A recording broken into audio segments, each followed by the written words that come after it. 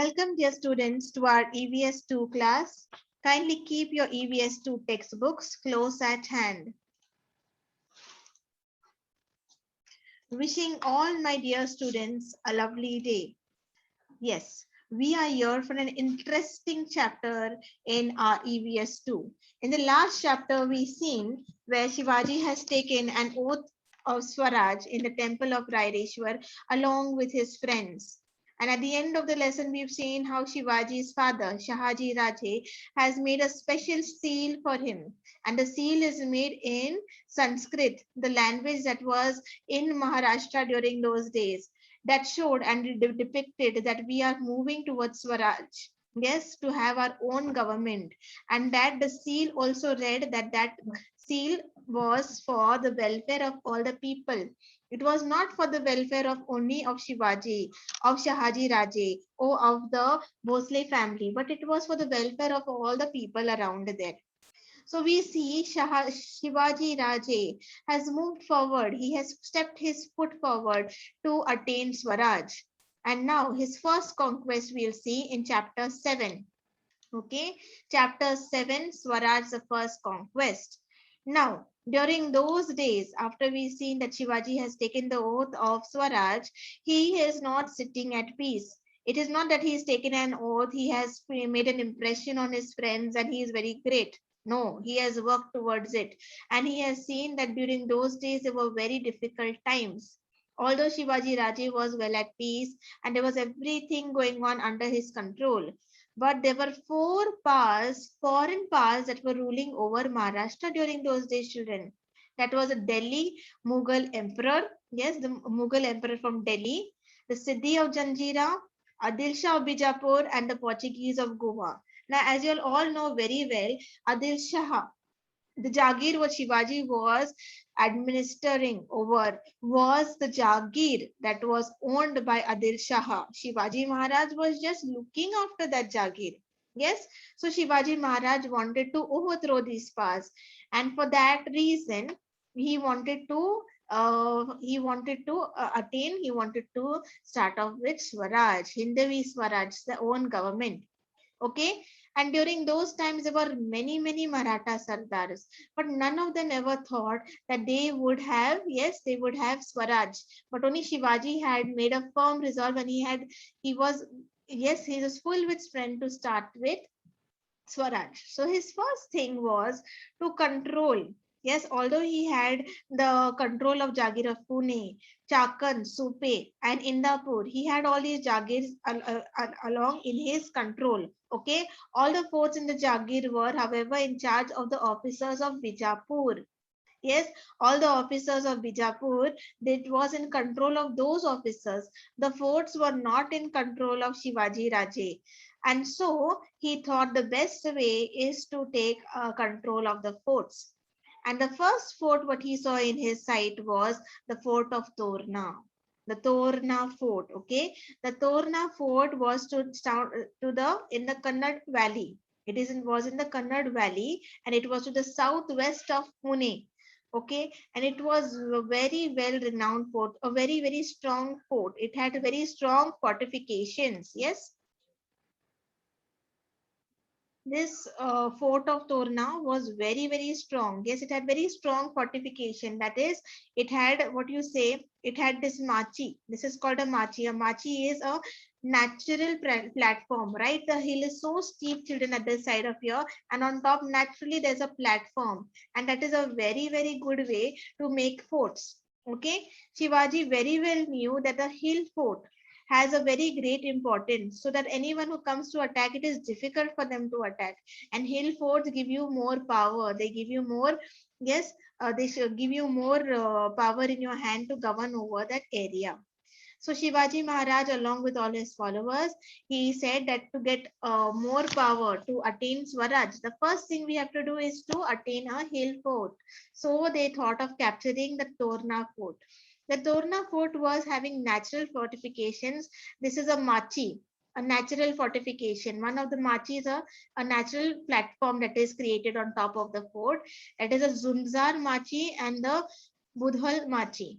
Now the Zunzar Machi, you can see how curvy, wavy this fort is made here. Yes, just see how wavy it is. It was very, very difficult for anybody to climb this fort, and there was only one entrance to the fort. Very important. Any enemy who has to climb to the fort also has to climb through the Zunzar Machi if they want to come to the fort.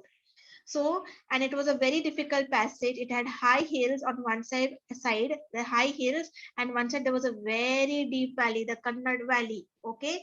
And if anybody loses their balance, means they are dead. They have lost their life. Now, in that fort, we had the goddess Turanjai. Okay. Goddess Turanjai was in that fort. This is the fort was belonging to the Toranjai goddess. That's why it was known as the Torna fort. Now Shivaji, yes, Shivaji thought of capturing this fort because first and very important thing, this fort was neglected by Adil Shah and it had very few soldiers of there. Very few soldiers were there who were guarding this fort. So it was very easy for Shivaji to attack. So he took his few marvelous select band and he went further.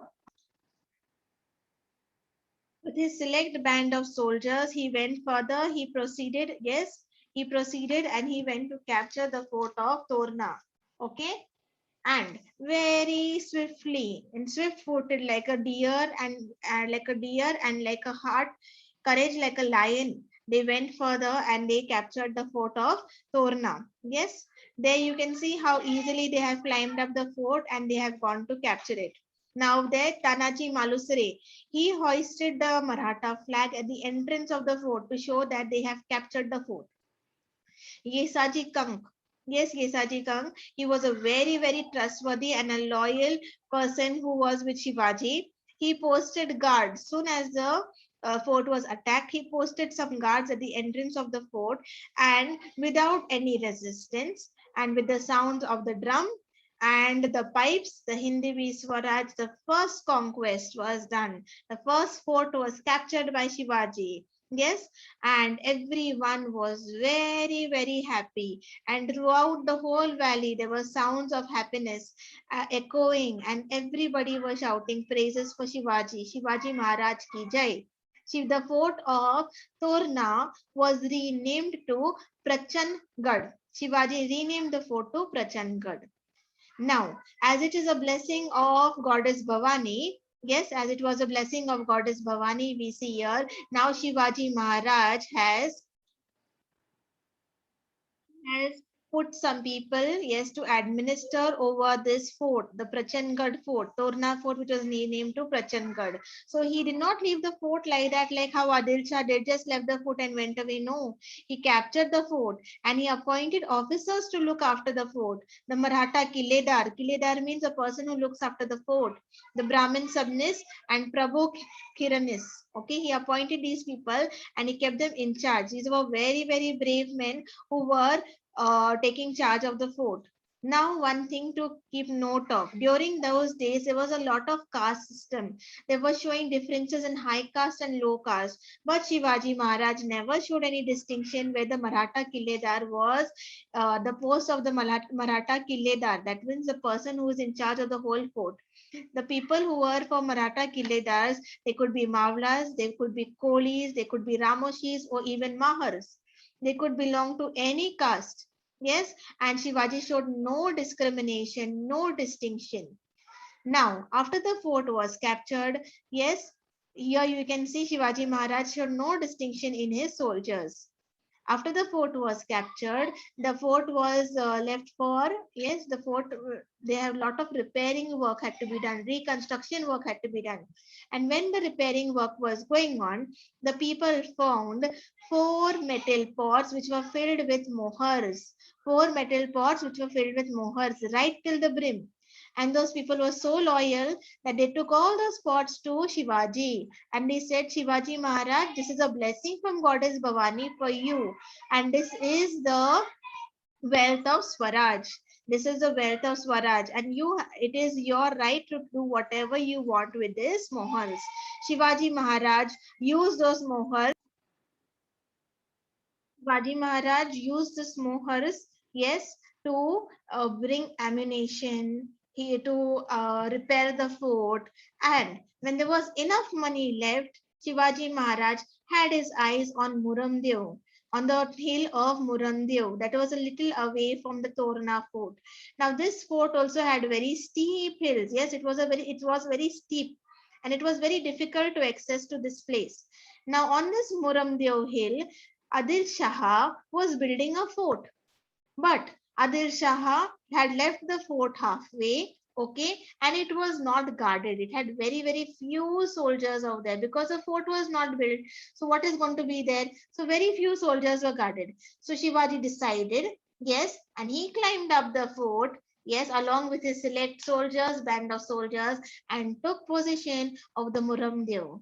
Okay, and now we see the first capital of Swaraj, that is on Muramdev hill. Shivaji used the coins that was given, yes, that was found on the Torna fort, which was renamed to Prachandgarh, and he built a fort on the Muramdev hill and named it as Rajgarh.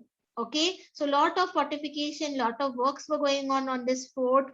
Yes, out there were many people who were employed to build the fort of Rajgarh, that is the stone masons. Yes, then the blacksmiths. You can see the blacksmith is the ones who making the tools. Yes, the water carriers, the carpenters, the people to carry things, and lots of things were happening. And there they built the Rajwada. Yes, the main entrance, the Rajwada, the Bara Mahal, and 18 workshops were built over there to in the fort of Rajgarh. So better administration, and this was a first fort. Yes, the first fort that was owned totally by the Marathas, built by the Marathas, the fort of Rajgarh. Yes, the first fort, that is Swaraj, was here. Now Shivaji, you can see, had rapid progress. Shivaji moved swiftly from one fort to the other in Marvel. The whole country known as Bara Marvel, the 12 Mavlas were overflowing with joy and excitement. Even the Deshmukhs came and paid homage to Shivaji. They were all very happy with Shivaji. They were along with him. But as they say, all of them, yes, but Marvel had its own share of black legs.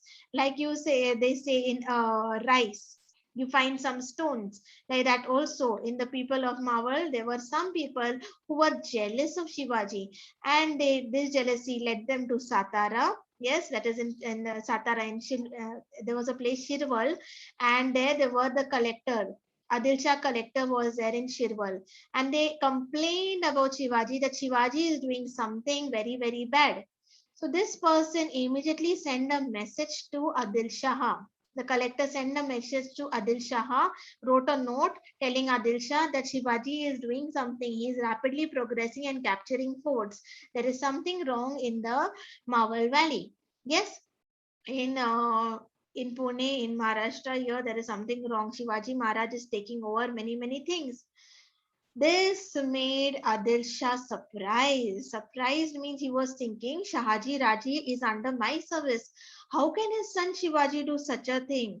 How can he go against me? He knows very well that his father is working with me. So Adil Shah did not waste time and called Shahaji Raje and questioned him. Shahaji Raje knew about what his son Shivaji was doing, and he told Adil Shah, Sultan, see, my son Shivaji wants to administer the Jagir more better, and this is all in your interest, Sultan. He will not go against you. He was very political in giving his answer. What do you think, children? If Adil Shah knew Shivaji wanted to attain Swaraj, would he allow? No, he wouldn't allow because he wanted to rule over Maharashtra. And Shivaji had his own plans. At the same time, here we see Shivaji Maharaj also, without a thought, quickly sent a messenger to Adil Shah saying, yes, he sent a message to Adil Shah saying, Sultan, I have taken possession of the fort for better administration of the countryside. And we did this all in the interest of the Sultan, of you. There is no evil design at the back of this action. After Adil Shah read this message, Adil Shah was a little at peace. He did not take any action. He had faith in Shahaji Raje and he thought Shivaji Raje also is the same. And so Shivaji Raje, yes, uh, assured that he is doing the work for Adil Shah. He showed that he's captured all these forts for Adil Shah. And because Adil Shah was quiet and he knew that Adil Shah has a little trust on them, and Shivaji Maharaj used this, yes, to attain Swaraj. Adil Shah didn't know a word that Swaraj was being created, Swaraj was being born. So Shivaji Maharaj went further and he captured two more forts, the fort of Kondana, the fort of Purandar. These also had very, very good strategic location. Using his political skills further down in Pune, also the next fort was Fort Rohida, and Shivaji Maharaj moved forward swiftly and fast, and he attained Swaraj. Yes, he had to attain Swaraj, so for that he worked very, very hard and he captured many, many forts. So this very, very beautiful lesson, I want all of you all to read it. Yes, read chapter 7 and learn for oral exam. Okay, please learn this for oral exam. Read the lesson well, children. Okay, I hope you all are going to do this all work very well. Till then, stay healthy, be happy. Thank you.